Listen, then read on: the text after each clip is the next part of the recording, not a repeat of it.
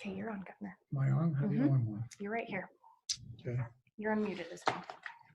All right, this is Gary Herbert. Can you hear me okay? Cameron, we on? Give me a thumbs up. Yes, you are on, Governor. Take it away. Okay, thank you for giving me a few minutes here today. I just want to give a heads up to everybody kind of where we're at and what we're doing, and I'll be announcing some additional augmentation here in about an hour at a press conference. So I'd hope that everybody would abide by just keeping it under your hat for an hour so that we don't scoop ourselves with the press. We want this to go out at the same time for everybody. But for our local government officials, I want to give you just a little bit of a heads up. I think you'll like what we have to say. I hope so. Anyway, let me just say in the beginning, I know this is uncharted waters. This is troubled times. There's a lot of uncertainty. There's fear out there. There's anxiousness on not only the health side, but on the economic development side. And we've asked a lot of people to kind of change their normal habits. We are social animals. We like to get together, whether it's at the restaurants or recreating or going to movies or sporting events or cultural events. We want to get together and hang out. We've had to say to us all, you can't do that anymore.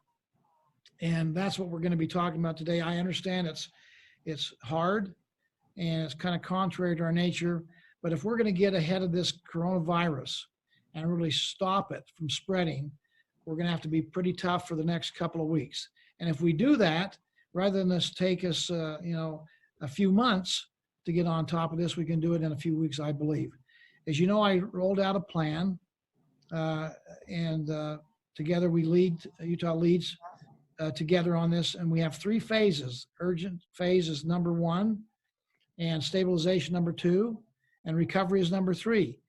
We've got to get the first phase right. If we don't get the first phase right, then the second 2 phases will really become moot, certainly longer into the distance. So I'm very concerned about getting it right in this first phase.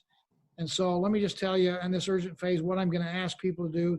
Again, recognize we've already asked you to do a lot, but we're going to have to kind of double down on what we've done. And so we're going to call this next phase, stay safe, stay home.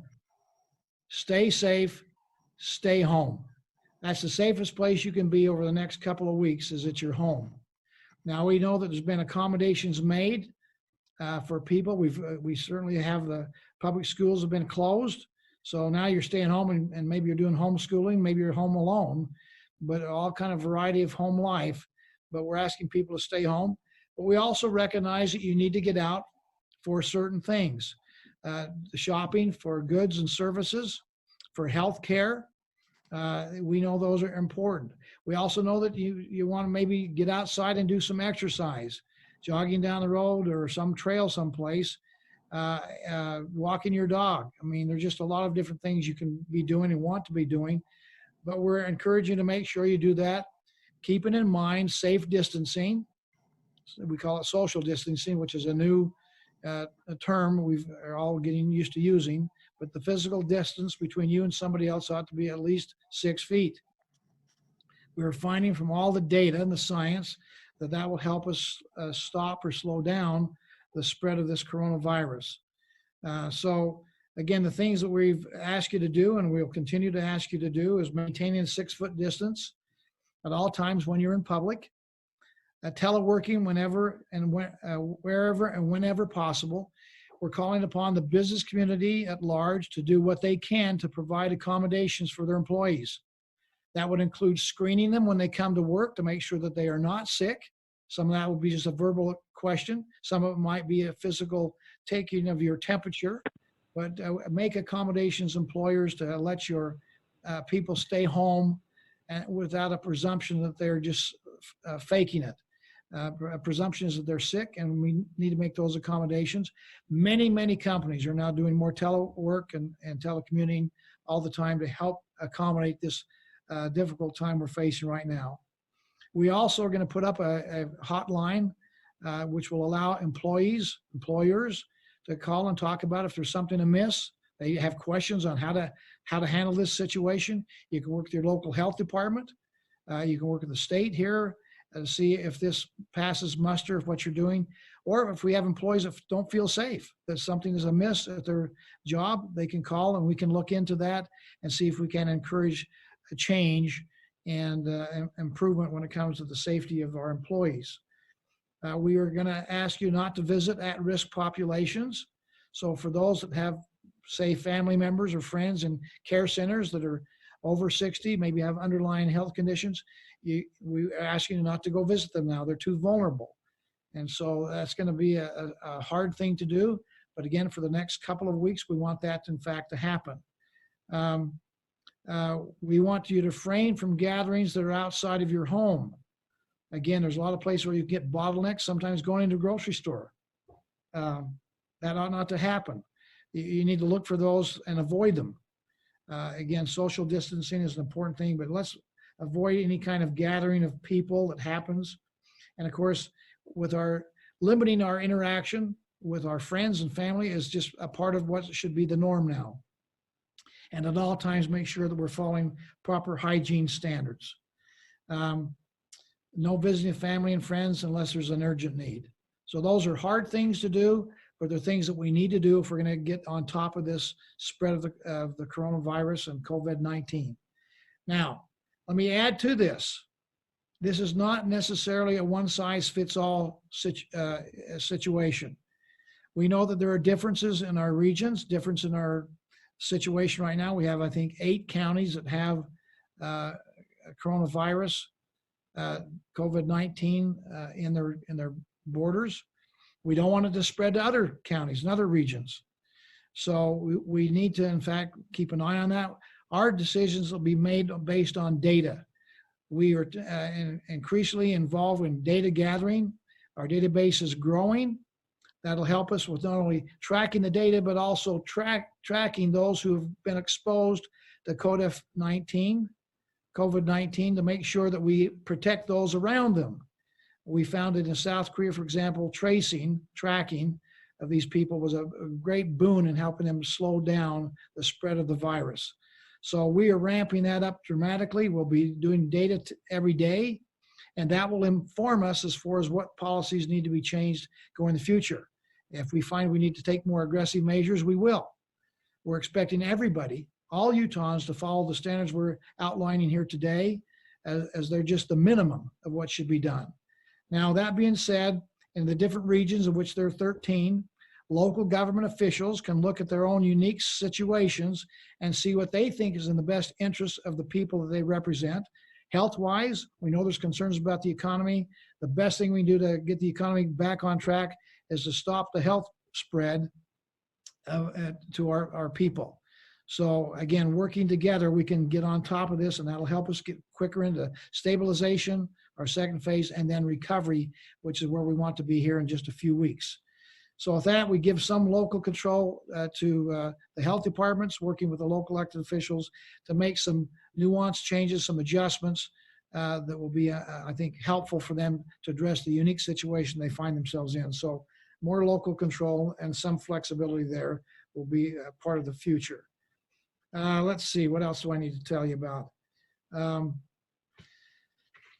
I think that's pretty well it. We'll have more details when we do the press conference at 4 o'clock, but that kind of gives you a sense for where we're at. Let me just tell you, as I look at the data, I feel pretty good about where we're at.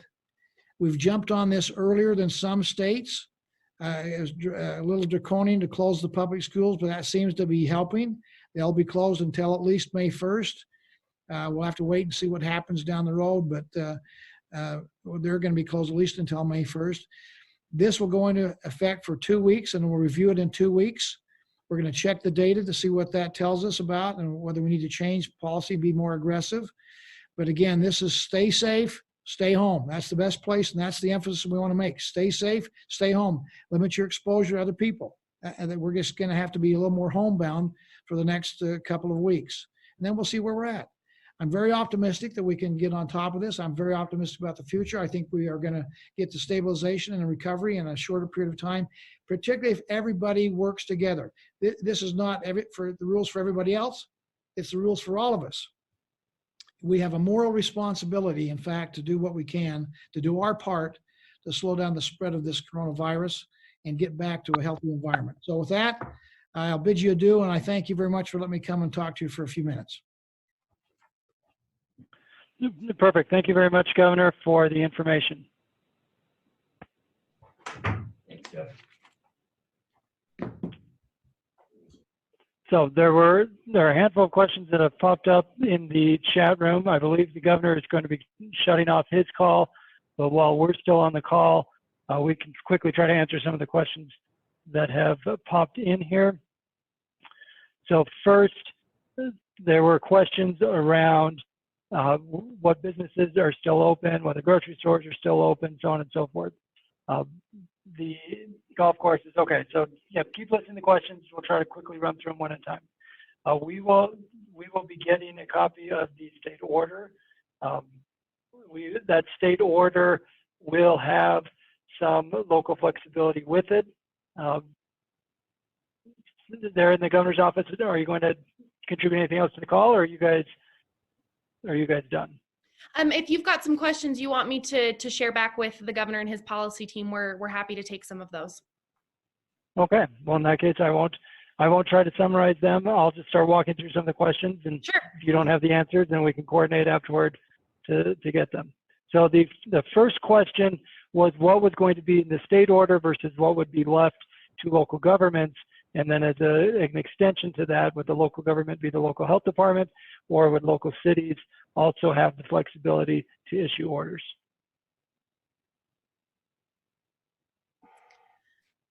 We will have a copy of the order available after the press conference, or when the press conference happens at 4 o'clock, and that'll have a lot of clarifying information over jurisdiction and authorities. Perfect. So for the 480 other people on the call, we'll get a copy of that order. We'll put together an analysis of it along with the Association of Counties, and then we can get it out to everyone tonight. When is the effective date of the order? Does it start tonight? Does it start over the weekend? Or does it start on Monday? I can answer that one. This is Kirsten in the Lieutenant Governor's office. For businesses, the order is, and it's not an order, it's a directive, is effective on Monday. For everything else, it's immediate. Perfect. Thank you, Kirsten.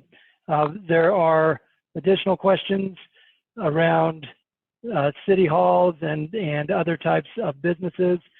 My understanding, and Kirsten or anyone else from the governor's office chime in here, is that the order is not going to articulate which businesses are essential and which businesses are not essential, but it will. I also want to clarify, Cameron, this is a directive, not an order. Okay, so it'll be a directive, not an order, and the directive will be available at 4, and then we will go through it, analyze it to see what it means for cities as institutions, for counties as institutions, and then there are different additional questions here for different types of businesses. There's a question about travel from area to area. So for example, the governor mentioned that it was appropriate for people to go on a trail, go for a jog. What about the travel from a home, say up Big Cottonwood Canyon, to go on a hike?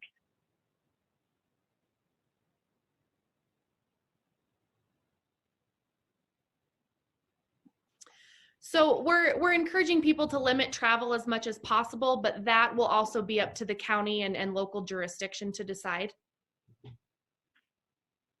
Okay, so that'll be part of the local control component of the directive. Correct. And I can add a little bit to that as well. It's a little bit different for high-risk individuals in the directive as opposed to others, but the directive itself that will be released at 4 is pretty prescriptive on those kinds of things. And yes, local health officers have the ability to, make their own restrictions in addition to this, of course. Perfect. One of the questions that came to me on via text here is around the coronavirus website. There's terrific information there. There's the dashboard that's being built out about testing and tracking, but what about a potential link that identifies all of the benefits that will be available to a business or to an individual now that the CARES Act is passed and state and local governments are trying to provide benefits? Is that contemplated for that website? I know we're working on content to that effect right now because the act just recently passed. I don't know that we have anything right there. We do have a lot of information already up there for small businesses as well as individuals who have been adversely impacted. As you all are aware, unemployment rules and procedures have been kind of loosened up in certain senses. So we really are truly encouraging those who are wondering and may not have been eligible before to go check. The state website is jobs.utah.gov, and there's a lot of good resources there, and that is all linked on the coronavirus website as well. Terrific. Thank you, Kirsten. Question about the opening or closing of state liquor stores. Those will stay open with restrictions if needed, and employees making modifications and adjustments as far as their kind of day-to-day operations. Yep. Similar to the way that a grocery store would operate. Perfect. So for those who joined late, I'll try to summarize what the governor said, and then, or Kirsten, would you like to summarize what the governor said?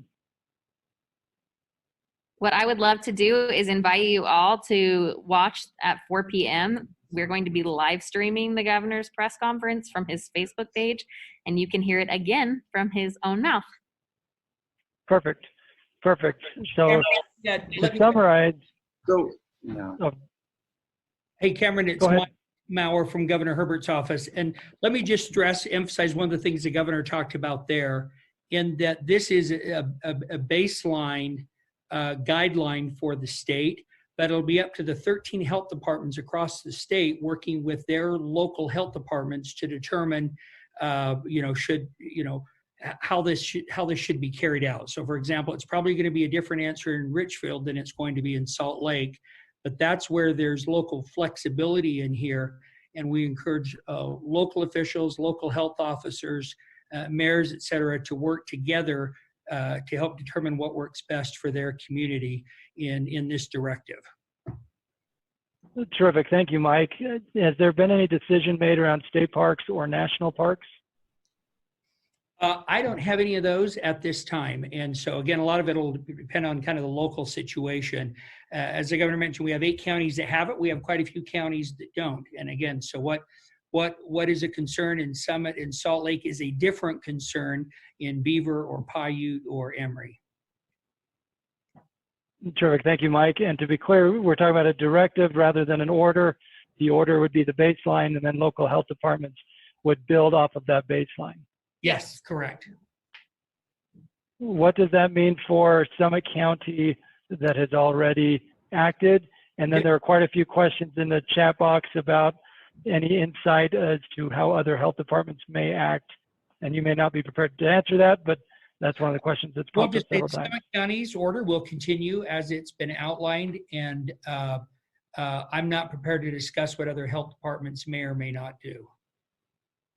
Perfect. Great. So I think I have hit my quick scan, the questions that came up. I'll wait another moment in case somebody else has a question.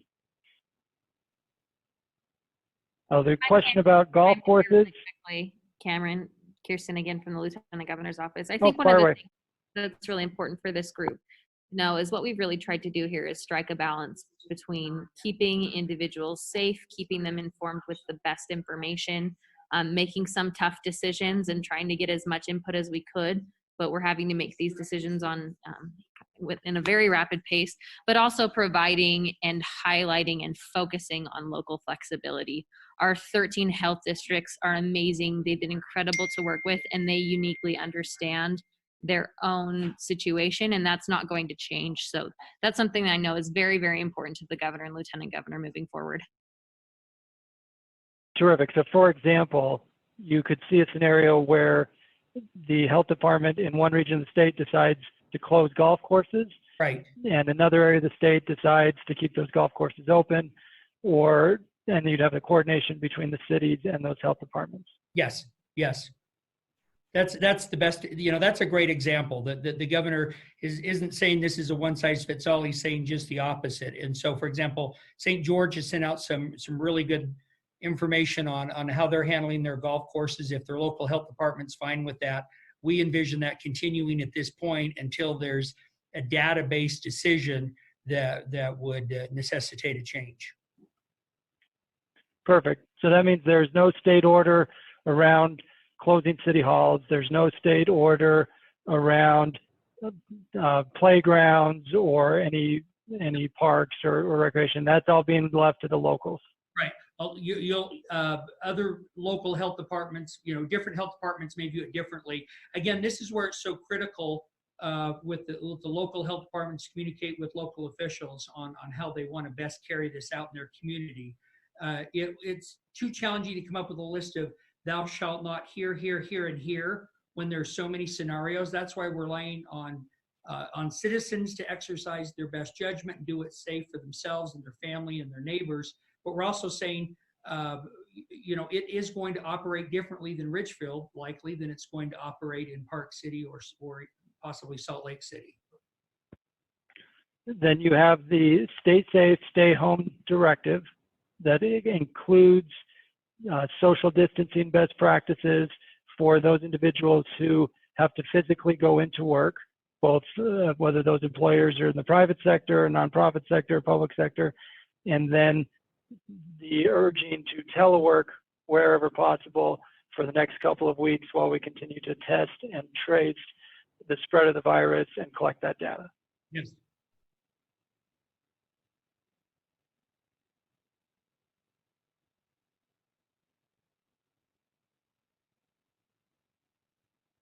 Nick, will you mute?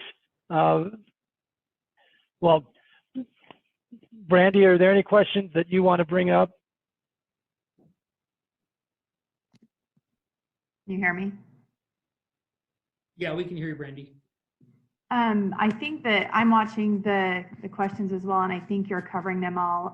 Obviously, we'll be working with our local health departments just as quickly as possible. There's a lot of comments concerning how quickly they can act. So I'm assuming the local health departments have been involved in these conversations and can work quickly with their local elected officials. There was a comment that Mayor Wilson would like to speak, but I don't know if she's so that she could be unmuted, but she had a clarifying point she'd like to make if there's an opportunity to unmute her. Nick, will you unmute Mayor Wilson?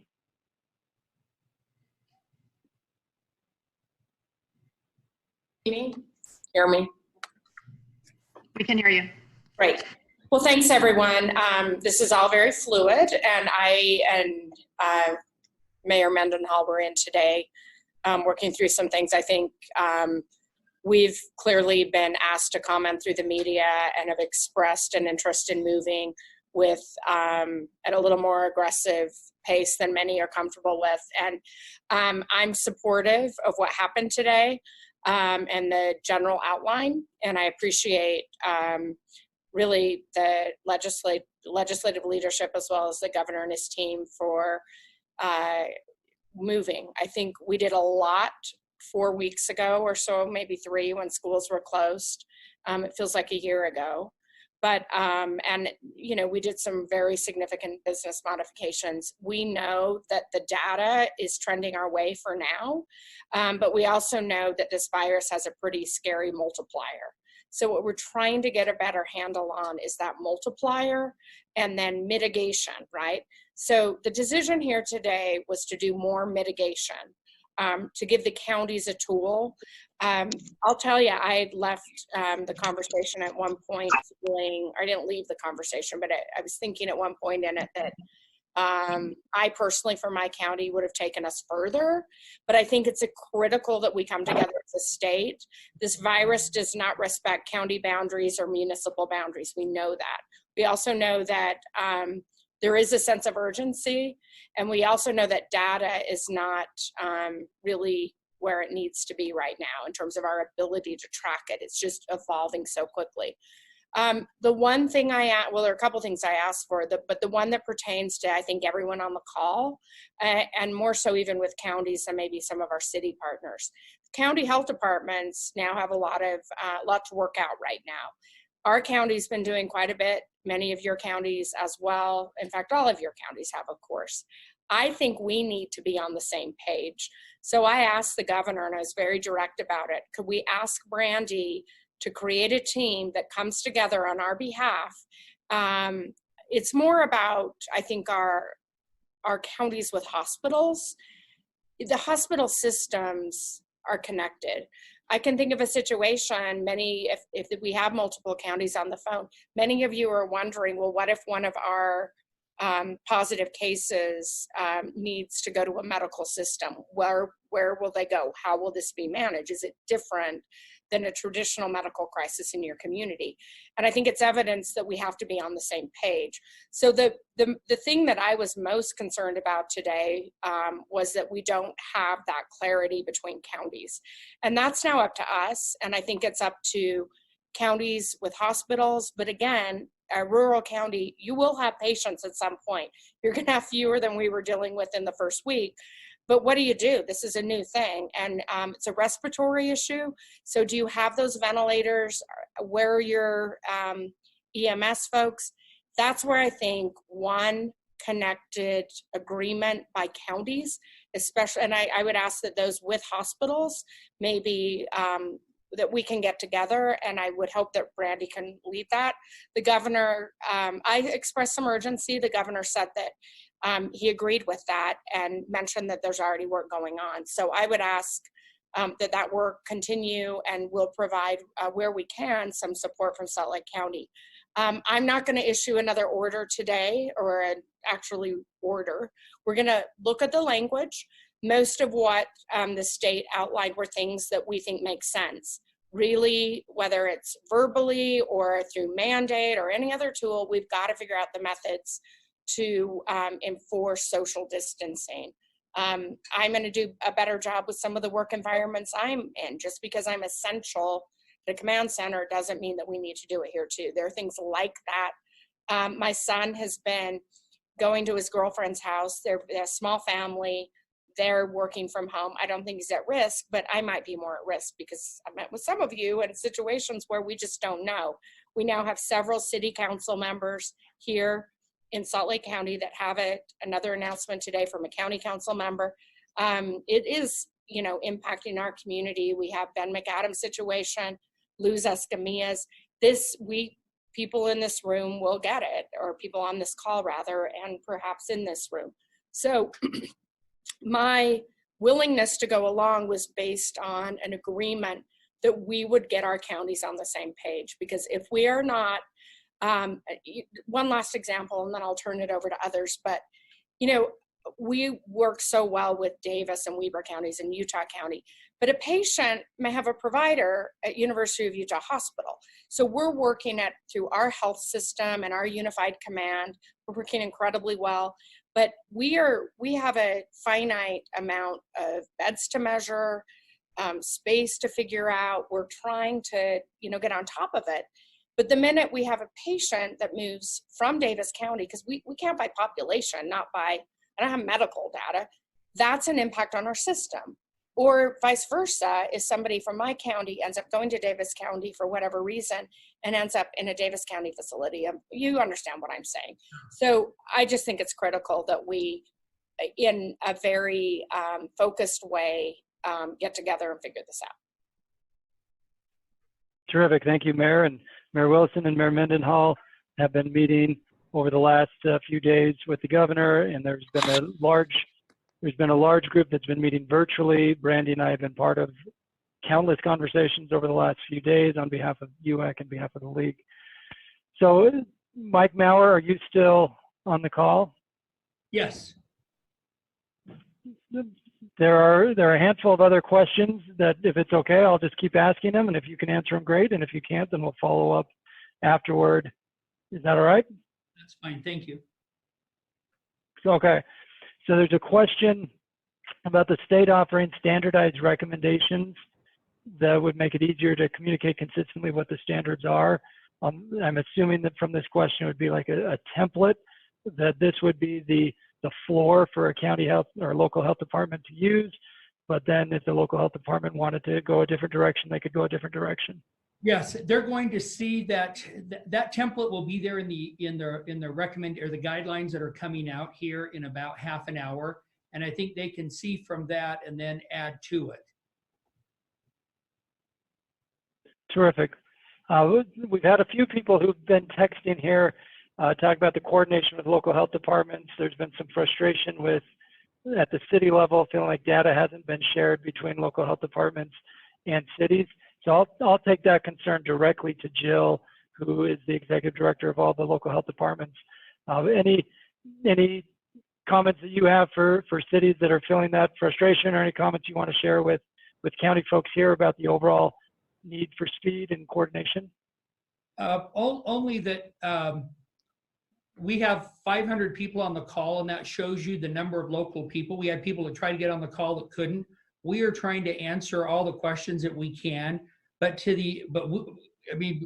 is coming at us just as quickly as it's coming at you. To the extent on a local level that you can work out these issues, that would be terrific.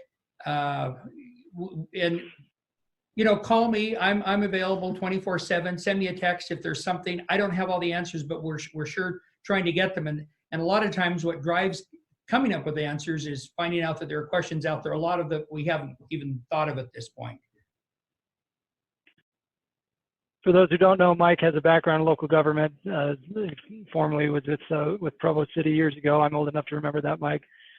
We have a lot of questions that are coming in the chat room that are very specific. And so what we'll do is once we get the directive, the league and the Association of Counties will work through the directive and look at the questions that are coming in here, put together an FAQ. So for example, there are a lot of questions about golf courses and other recreational facilities.